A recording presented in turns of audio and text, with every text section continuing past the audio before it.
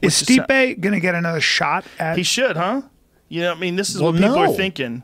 People are thinking, you know, the guy fights, wins more UFC title defenses than anybody in the history of the sport. 3. Becomes, you know, the most accomplished heavyweight of all time.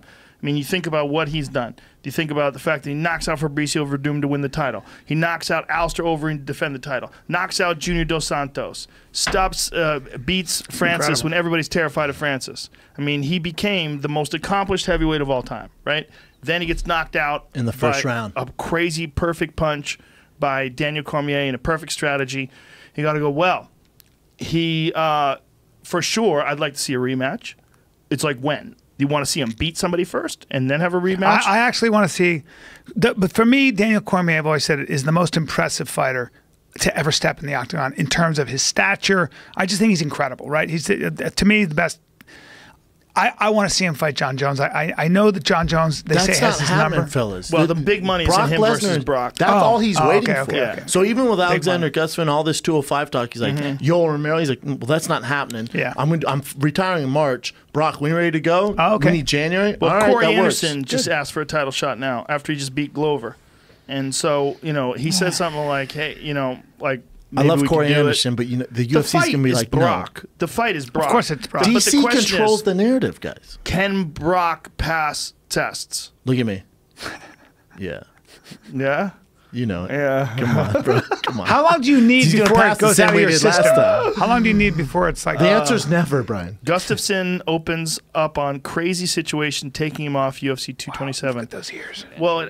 What happened? He's got a small injury, so he won't talk about it. Oh, he won't talk about it? Then how's he opening up? I know. Well, because people are like, oh, you won't fight Anthony Smith, but you fight DC or you fight at heavyweight, but now all of a sudden you're injured. Anthony Smith versus Shogun was a fight that I was concerned about. I thought Shogun retired. Yeah. However, he won 3 in a row. If he would have won that, yeah, I wanted to see him get a title shot against DC because I want DC to get paid. Well, Shogun is, he was ranked, I think, 8th. 8 or 7 before this fight. Yeah. But even though he's not that old, how old is Shogun? 100 years old in the fight world, though. Yeah. He's a tortoise in fight world. Yeah. He's a fucking Brazilian tortoise with a unibrow. How old is Shogun? I think he's like 36, right? He's my age. Is he? 36. Yeah. All right, you're older. Even though he's 36, like, look, when Bernard Hopkins was 36 is when he knocked out Tito Trinidad. Oh, That's when he was in his prime. In his prime. When he beat Kelly Pavlik, I think he was close to 40. Or might have been 42, I think. Yeah. So that's not... Kelly Pavlik's a killer. Yeah, not for everybody. It doesn't mean that they're past their prime.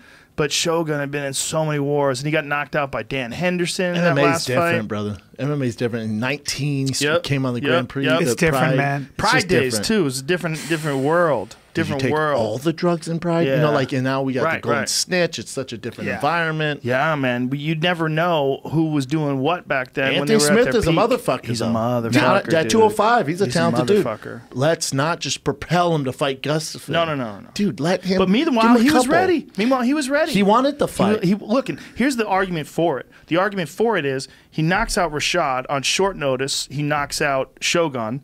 And then he'll say, look, I'll take this fight too. That guy's rolling. He's ready to go. He's a veteran. He's got momentum. You know the most intriguing fight to me would be, I mean, it's not Brock, and I like Brock DC because DC gets paid. Me too. That's the only reason I like it. Yes, but the most intriguing fight to me in a lot of ways would be Yoel Romero at 205, so he didn't deal with that weight cut, with Daniel Cormier. Well, Cormier was like, no, you can't lose at this fight. And you miss weight. Go, yeah. Sure. And you miss weight. Yeah. Cormier's smart. But then Yoel's like, listen, DC, you cheated when you made weight. You know you were pushing down that towel that one time. Okay. That one time. That one time, that was real. Do we want to talk about cheating for Yoel to DC? What are you saying? Brandon? Stoolgate? Oh, Stoolgate. Here